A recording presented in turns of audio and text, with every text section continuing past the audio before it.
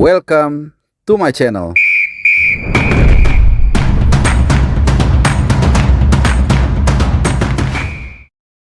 Halo, selamat hari Sabtu teman-teman semua. Salam sehat juga buat kalian subscriber channel Bung Harpa maupun juga yang non-subscriber dimanapun kalian berada. Ya, kita ada dapat sebuah informasi yang sangat menarik. Ya, ini terkait dengan pemain baru yang mungkin akan menjadi memperkuat timnas Indonesia yang akan dinaturalisasi menjelang kualifikasi Piala Dunia round ketiga yang nanti akan berlangsung tanggal 5 September dan juga 10 September. Di mana 5 September kita akan menghadapi Arab Saudi di Jeddah dan 10 September selang 5 hari kita akan menghadapi Australia sebagai tuan rumah. Kita akan menjamu di Gelora Bung Tomo Surabaya. Nah, ada beberapa nama memang yang sempat digadang-gadang akan merapat ke pasukan Sintayong. Ada Kevin Dix, ada macam-macam, ada juga Oli Romney. Tapi kemudian sempat agak redam info ini, dan ya gue juga lucu ya baca komentar dari kalian sebagian, gak semua, setelah gue mengupload pertandingan antara Utrecht dan juga Venezia, di mana di saat itu ada 3 pemain katakanlah berarea Indonesia, walaupun 2 sudah WNI tapi 1 belum, yaitu ada Ivar Jenner, Jait Ses dan juga Oli Romney. Ya, kemudian ada beberapa yang ya kadang-kadang kita gitu ya, cepet baper, ya cepet benci sama orang, cepet senang sama orang gitu ya. Jadi udah bang, gak usah bahas Oli Romney, gak bahas Oli Romney karena dia nggak mau jadi WNI segala macam. Udah pikirannya udah negatif ya. Nggak cek and recheck dulu, dengar info yang sebenarnya, tunggu berita dan segala macam. Dan ternyata kemarin ada di sebuah WhatsApp grup ya, di mana di situ ada seorang, ya gue baru kenalan juga, seorang teman yang foto bareng oleh Romney di kandangnya Utrecht. Pokoknya tempat kemarin mereka main ya di Utrecht. Dan kemudian gue kontak, gue tanya soal naturalisasi. Ya sempat gue minta izin untuk bertanya ke yang bersangkutan. Ya ini namanya gak usah gue sebut aja deh, mungkin dia nggak berkenan ya. Dia bilang gimana soal naturalisasi, sempat nanya ke dia nggak? Dia sempat, dia bilang dia mengajak, nanti gue share deh screenshotnya ya.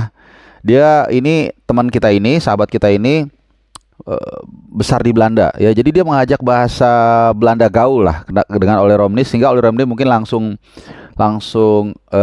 tune in, dan dia menjawab begini. Dia nanya gini, bro, ini ditranslate ke dalam bahasa Indonesia ya, lu udah pilih timnas Indonesia saja, nggak usah susah-susah. Terus dia ketawa oleh Romney ya, ini gua screenshot nanti biar kalian baca sendiri. Tidak usah susah-susah, dan dia ketawa dan menjawab, ada banyak hal yang harus dipertimbangkan dulu buat saya, tapi udah ke arah yang bagus. Nah ini yang kadang-kadang kita nggak bisa juga terlalu memaksakan dan mengasumsikan, oh pemain ini pasti mau banyak maunya atau nggak suka, kita nggak tahu ya. Kalau kita benar ya bagus, tapi kalau salah kan kita yang dosa ya.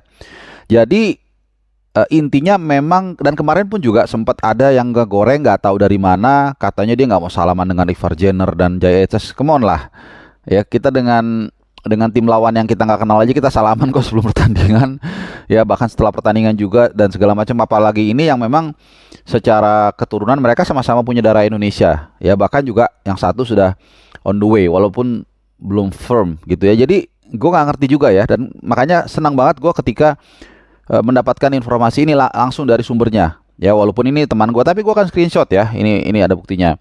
Nah jadi ya gue rasa, dan setelah itu kan ada mereka foto bersama ya, jadi gue nggak ngerti kok ada 2 sequence yang berbeda. Satu mengatakan seolah-olah oleh Romney ini kayak enggan, nggak ngerti siapa yang goreng, tapi di satu sisi ada foto autentifikasi di mana oleh Romney itu berfoto dengan Ivar Jenner dan juga dengan Jait Ses. Nah ini yang pertama. Yang kedua adalah penampilannya juga menurut gue semakin bagus di pertandingan sebelum-sebelumnya ya. Gue lupa waktu itu lawan apa ya, pokoknya dia cetak 1 assist 1 gol juga.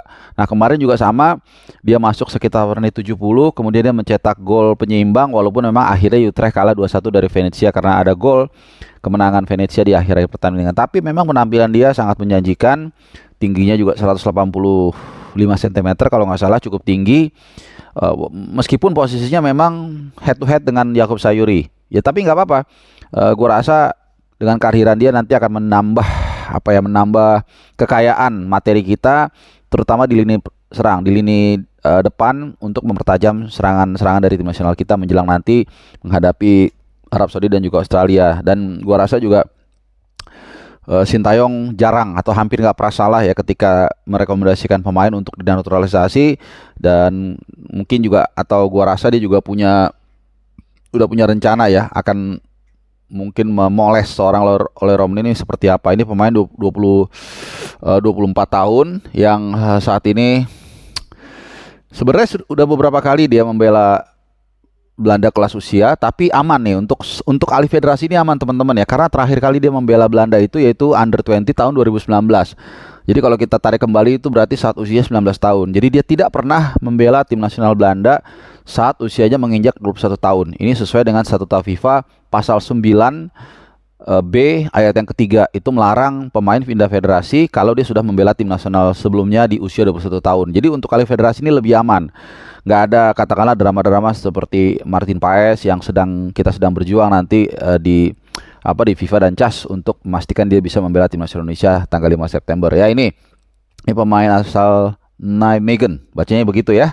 Oke, yang ketiga adalah juga teman gue ini bilang tadi kan si Ole Romney mengatakan tanda-tanda ada banyak hal tapi sudah ke arah yang bagus. Nah, kebetulan yang ketiga ini di stadion itu juga, gue nggak tahu nama stadionnya apa ya.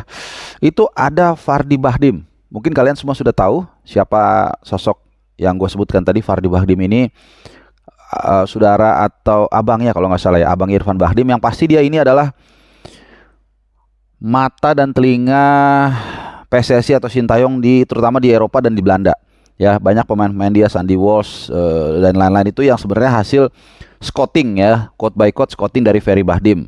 Jadi dia hadir juga di stadion, walaupun mungkin kalian bisa mengatakan oh iya mungkin dia ingin menonton atau menyaksikan penampilan Ivar Jenner dan juga JSS. Tapi gua rasa juga pasti ada kaitannya dengan Ole Romney. Dan ini yang penting nih ya, ini info A1 nih dari teman kita. Dan Jai, Ivar dan Ole keluar bersamaan setelah pertandingan itu. Ya, sayang pertandingan foto dia lagi berjalan bersamaan nggak ada, tapi foto rekan gue ini ada ya dengan Ole Romney. Gue nggak tahu apakah udah menyebar atau enggak.